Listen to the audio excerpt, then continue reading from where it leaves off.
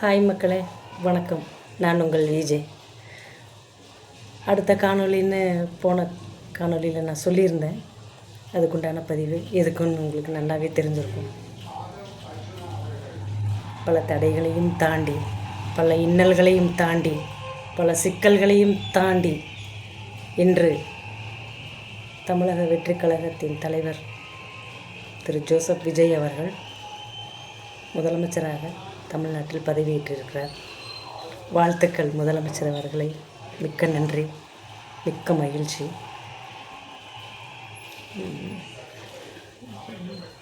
மகிழ்ச்சியில் என்ன சொல்கிறதுன்னு தெரியல. ஒரு சாதாரணப்பட்ட மக்களுக்கு நம்ம லைஃப்பில் எவ்வளவோ பிரச்சனைகள் வரலாம்.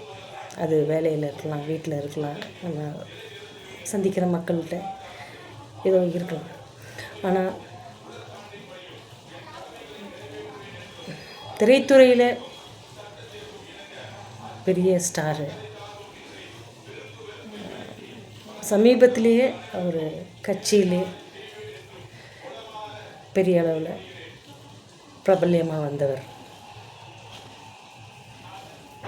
அவருக்கே இப்படி ஒரு நிலைமை ஒரு 4 நாளையில் அவரை போட்டு படுத்தி எடுத்துருக்குறாங்க. இதுதான் இப்போது எல்லா இடத்துலையுமே இப்படி தான் நடக்கும் போல். இதுதான் வாழ்க்கை, இதுதான் நிஜம். நம்ம எவ்வளவோ முன்னேற்ற பாதையில் போனாலும் நம்மளை தடுக்கிறதுக்கு அவர் சொன்ன மாதிரி பல தடைகளையும் தாண்டி, இன்னல்களையும் தாண்டி பதவியேற்றிருக்கிறார். மிக்க மகிழ்ச்சி. இந்த மகிழ்ச்சி எதுக்குன்னா, நம்மளால் தேர்ந்தெடுத்த ஒருத்தர் தலைவராகிட்டார். ஓகேங்களா? அப்போது அந்த மகிழ்ச்சியும் அந்த ஒரு வெற்றியான தருணம் நமக்கும் அதில் சம்மந்தம் இருக்குது. திரு விஜய் அவர்களுக்கு, முதலமைச்சர் திரு விஜய் அவர்களுக்கு நான் கூற விரும்பும் ஒரே ஒரு சின்ன அட்வைஸ்ன்னு கூட எடுத்துக்கலாம், இல்லை கருத்தாக எடுத்துக்கலாம். சொல்கிறதுக்கு தகுதி இருக்கா இல்லையாங்கிறது எனக்கு தெரியாது. பட் மக்களால் தேர்ந்தெடுக்கப்பட்ட பிரதிநிதி நீங்கள் அந்த வாக்கில் சொல்லியிருக்கிறீங்க, மக்களுக்காக கண்டிப்பாக உழைப்பேன்னு. யாரை பற்றியும் யோசிக்க வேண்டாம். உங்கள் மைண்டில் எது வேலை செய்யுதோ மக்களுக்காக மற்றும் நீங்கள் செய்யுங்கள்.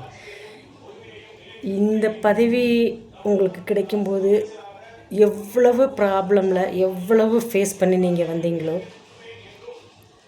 அதே மாதிரி தான் நீங்கள் அந்த சிஎம் பதவியில் உட்கார்ந்ததுக்கப்புறமும் பல இன்னல்கள் வரலாம், பல தடைகள் வரலாம், பல சச்சரவுகளும் வரலாம்.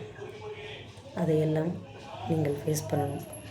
கடவுள் உங்கள் கூட இருந்து எல்லாம் நல்லபடியாக செஞ்சு தருவார். நான் வேண்டிக்கிறேன். தலைவர் அவர்கள் விஜய் சொன்ன மாதிரி, உங்களோட நான் ஜெயிச்சு வந்தால் மக்களுக்கு செய்கிறது எல்லாமே நான் செய்வேன் அப்படின்னு சொன்னதை உடனே செய்ய முடியாது. ஆனால் கண்டிப்பாக செய்வீங்க. அதை நல்லபடியாக செஞ்சு நீங்கள் உங்கள் ஆட்சியில் எல்லாமே நல்லபடியாக இருந்தால் அடுத்த 10 வருஷத்துக்கு நீங்கள் தான் சிஎம். வேறு யாரும் உங்களுக்கு துணை இல்லை. இப்போயும் சொல்கிறேன், மக்கள் மட்டுமே உங்களுக்கு துணை. அந்த மக்களுக்காக கண்டிப்பாக நீங்கள் எல்லாமே செய்வீங்க. அப்படி செஞ்சு உங்கள் கொள்கையை, நீங்கள் சொன்ன கொள்கையை எல்லாம் நிறைவேற்றி மக்கள்கிட்ட ஒரு நல்ல எதிர்பார்ப்பு இருந்தால் அடுத்த சிஎம்மும் நீங்கள் தான். இந்த சிஎம்மோடு நாங்கள் உங்களை விட முடியாது. நீங்கள் மக்களுக்கு நற்பணிகளை நல்லா செஞ்சுட்டு தொடர்ந்து உங்களோட வேலைகளை செய்ய ஆரம்பிச்சிங்கன்னா எங்களுக்கு கடைசி வரைக்கும் நீங்கள் தான் சிஎம்மாக இருக்கணும்னு ஆசை. முக்கியமாக பெண்களுக்கு பாதுகாப்பு அடிப்படையில் கண்டிப்பாக அதற்குண்டான சட்டத்தை நீங்கள் கொண்டு வர வேண்டும். மகளிருக்கு எது தேவையோ அது கண்டிப்பாக நிறைவேற்ற வேண்டும். இளைஞர்களுக்கு வேலையில்லா திண்டாட்டத்தை ஒழிக்க வேண்டும். இதையெல்லாம் நீங்கள் கண்டிப்பாக செய்வீங்கன்னு நம்பி இருக்கிறோம். மக்கள் எதிர்பார்ப்பு இன்னும் உங்கள்கிட்ட அதிகமாக இருக்குது. அரசியலே பேச தெரியாத எங்களுக்கு நீங்கள் எப்போ கட்சியில் வந்தீங்களோ அப்பத்துலேருந்து நீங்கள் பதவி ஏற்கிற வரைக்கும் எங்களுக்கு கட்சின்னா என்ன, அரசியல்னா என்னன்னு பேச தெரிஞ்சிருச்சு. இது வரைக்கும் உங்களை நாங்கள் சினிமாவில் தான் பெரிய ஸ்டாராக பார்த்துருந்தோம். ஆனால் இந்த குறிப்பிட்ட காலகட்டத்தில் நீங்கள் அரசியலில் எவ்வளோ பெரிய பிரச்சனைகளை சந்திச்சிருந்துருக்கீங்க. இவ்வளோ பெரிய வெற்றி உங்களுக்கு பெரிய சிக்கலில் தான் கிடச்சிருக்குது. அதனால் எங்களுக்கு எல்லாமே உங்களோட உணர்வுகள் எல்லாமே எங்களுக்கு புரியும். அதே மாதிரி எங்களோட கொள்கைகளை, எங்களோட தேவைகளை மன்னிக்கவும், எங்களோட தேவைகளை நீங்கள் கண்டிப்பாக பூர்த்தி செய்வீங்கன்னு நான் நம்புகிறேன்.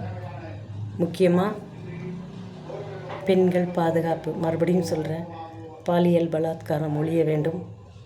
அதற்குண்டான ஒரு கடுமையான சட்டம் கொண்டு வரவே வேண்டும். போதைப்பொருள் தடுப்பு இளைஞர்கள் மத்தியில் இப்போ ரொம்ப பேசப்படுற ஒரு பொருளாக பாதிக்குது. ஒரு இளைஞர் வருங்காலத்தின் முதலமைச்சர்,